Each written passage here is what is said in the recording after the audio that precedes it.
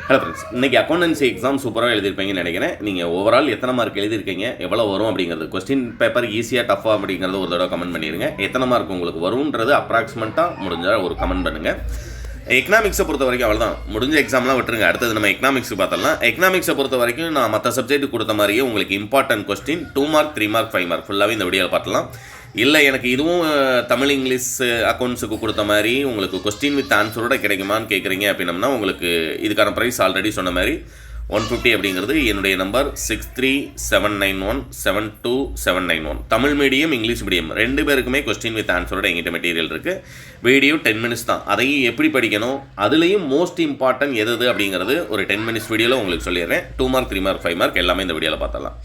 First பார்த்தீங்க அப்படின்னா lesson 1ல் இருக்கக்கூடிய பேரியல் பொருளியலின் இலக்கணம், பணவீக்கம் என்ற பதத்தின் பொருள், பொருளாதார மாதிரியின் இலக்கணம் தருக, வருமானத்தின் வட்ட ஓட்டம் வரையறு, தேசிய வருவாய் ஜிடிபி கணக்கிடும் சூத்திரத்தை எழுதுக. இதெல்லாம் பார்த்தீங்க அப்படின்னா உங்களுக்கு முதல் 7. என்ன சார் வரிசையாக சொல்கிறீங்க? ஆக்சுவலாக இதில் நான் இம்பார்ட்டன்ட் மட்டும்தான் கொடுத்துருக்கேன். உங்களுக்கு லெசன் வைஸாக கொடுத்துருந்தாலும் ஒரு லெசனில் இருக்கக்கூடிய important most important selected questions மட்டும்தான் இதில் கொடுத்துருக்கேன். மொத்தமே பார்த்தீங்க அப்படின்னா 12 லெசனுக்கு சேர்த்து 48 2 மார்க் கொடுத்துருப்பேன்னு நினைக்கிறேன். ரைட்டுங்களா? 48 இருக்கும் உங்களுக்கு மெட்டீரியலாக வாங்கும்போது.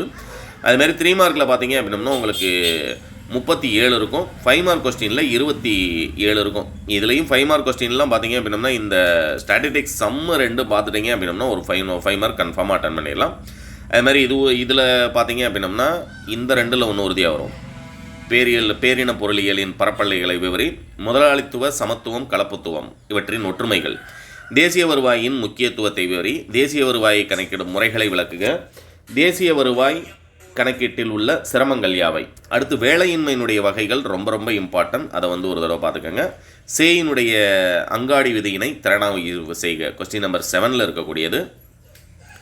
அதுக்கு கீழே பார்த்தீங்க அப்படின்னா பணத்தினுடைய பணிகள், இந்திய ரிசர்வ் வங்கியினுடைய பணிகள், இது ரெண்டும் ஆக்சுவலாக இது ரெண்டுமே போன 2ல் ஒன்று எக்ஸாமில் கன்ஃபார்மாக வந்துடும். பட் இது ரெண்டுமே எப்போ கேட்டிருந்தாங்க அப்படின்னா last year supplementary exam 2025 supplementary எக்ஸாமில் இது ரெண்டுமே கேட்டாங்க தனித்தனியாக. இதை படிச்சுக்கோங்க. அதுமாதிரி நாட்டின் பொருளாதார மேம்பாட்டில் வணிக வங்கியினுடைய பங்கு அது ஒன்று.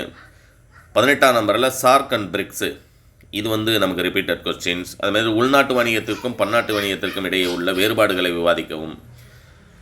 கீழே பார்த்தீங்க அப்படின்னா இது ரெண்டும் நீடித்த அல்லது வளம் குன்றா வளர்ச்சி முக்கியத்துவம் மற்றும் அதன் நோக்கங்கள், பொருளாதார முன்னேற்றத்தை தீர்மானிக்கும் பொருளாதாரம் சார்ந்த காரணிகளை விவாதிக்கவும், கடன் திரும்பச் செலுத்தும் முறை,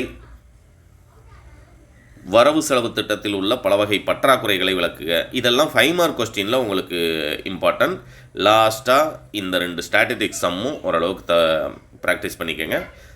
ஒரு 5 மார்க் நீங்கள் அதில் அட்டன் பண்ணிடலாம். 3 மார்க்கை பொறுத்த வரைக்கும் இது மாதிரி செலக்டடாக சொல்லணும் அப்படின்னம்னா பேரியல் பொருளாதாரத்தின் முக்கியத்துவம், முதலாளித்துவத்தின் சிறப்புகளை வரிசைப்படுத்துக, இருமுறை சுழல் ஓட்ட மாதிரியை விளக்குக, தேசிய வருவாய் கணக்கிடுதலில் இருமுறை கணக்கீட்டு பிரச்சனைக்கு உள்ள தீர்வு, வேலையின்மை, பருவகால வேலையின்மை, உடன்பாடில்லா வேலையின்மை, படித்தவர் வேலையின்மை, ஜேபி விதியில் விளைவுகளை பற்றி குறிப்பு வரைக.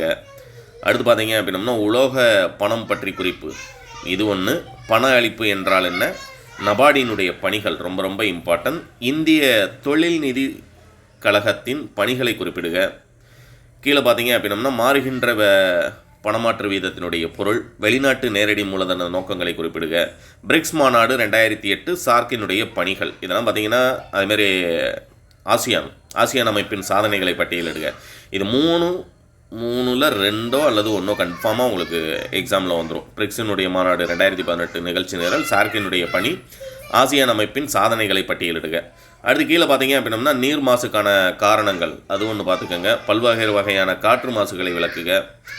நிதி ஆயோக்கினுடைய பணிகள், ஸ்டாட்டிஸ்டிக்ஸில் இருக்கக்கூடிய இந்த 2 ஒரு கணக்கு ஒரு கேள்வி, இது 2ல் 1 உறுதியாக 3 மார்க்கில் வந்துடும். ஏன்னா எழுத வேண்டியது 7ல் 2ல் 1 வருதுன்னு சொல்லும்போது அந்த மாதிரி செலக்டட் கொஸ்டின்ஸ்லாம் நீங்கள் ஃபுல்லாக தரவு பண்ணிடுறது ரொம்ப இம்பார்ட்டன்ட், அதை மறந்துடாதீங்க. அடுத்து 2 மார்க் கொஸ்டினில் அதேமாதிரி வரிசையாக நம்ம பார்த்துடலாம். ஏற்கனவே ஜிடிபி கணக்கிடும் சூத்திரம் அது வரைக்கும் கொடுத்துருந்தேன். அடுத்து பார்த்திங்கன்னா ஜிடிபி குறைப்பான் இலக்கணம், தேசிய வருவாய் கணக்கீட்டில் சுயநுகர்வு எவ்வாறு சிரமத்தை தருகிறது, ஊரக வேலையின்மையினுடைய முக்கிய இயல்பு, விளைவு தேவை என்றால் என்ன, முடுக்கி வரையறு.